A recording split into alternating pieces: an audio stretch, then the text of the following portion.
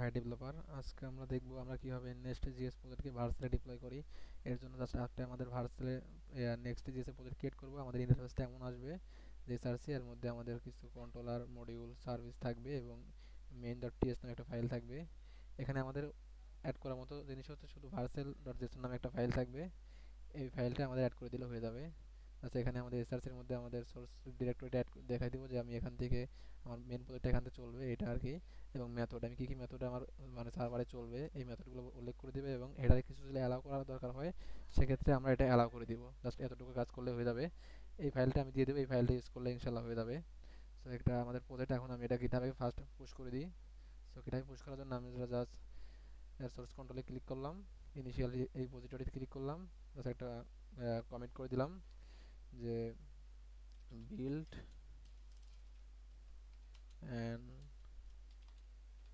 deploy nest app into Vercel। Just কমেন্টে click করে দিব, পাবলিশ ব্রাঞ্চ, মেন ব্রাঞ্চে পাবলিশ করে দিব, ক্লিক করলাম। দেন আমরা পাবলিক করার জন্য এটা এখানে সার্চ করতে কি প্রাইভেট কি পাবলিক, আমি পাবলিক ক্লিক করে দিলাম। আচ্ছা, এটা আমাদের এখন হয়ে যাবে। আচ্ছা, এটা আমার গিটহাবে অলরেডি পুশ হয়ে গেছে, গিটহাবে ক্লিক করলাম। এটা আমাদের নেক্সট অ্যাপ নামে একটা গিটহাব রিপোজিটরি ক্রিয়েট করে এখানে আমাদের প্রজেক্টটা চলে আসছে। সো আমরা এখন চলে যাব ভার্সেলে। ভার্সেলের অ্যাডমিন ড্যাশবোর্ডে চলে আসবো।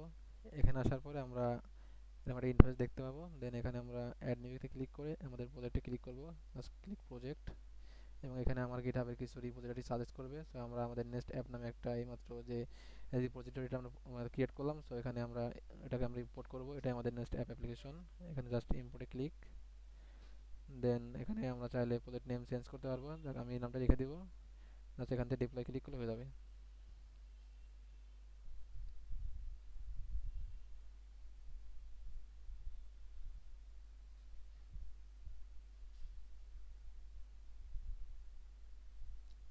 একটু সময় নেবে।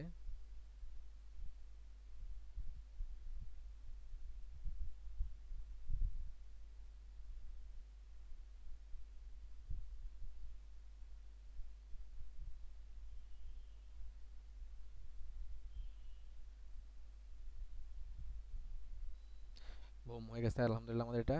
এখন আমরা এখানে ক্লিক করলে আমাদের যে যেখানে হোস্টিং হয়েছে তার একটা আমরা একটা ডোমেন লিংক দিবে ভার্সেলারা। এই ডোমেনে চলে আসছি। সো আমরা এখানে এই আমার বেস ডোমেন আসলে কিছু দেখায় না, এর জন্য এমন দেখাচ্ছে। সো আমরা এখানে যদি লিখি ইউজার্স স্ল্যাশ অল, এখানে আমি এখানে অল ইউজারগুলো পেয়ে যাব। বুম হয়ে গেছে। এভাবে আমরা মূলত আমাদের নেক্সটে যে প্রজেক্টগুলো আছে এগুলো আমরা ভার্সে ডিপ্লয় করতে পারবো। ধন্যবাদ সবাইকে।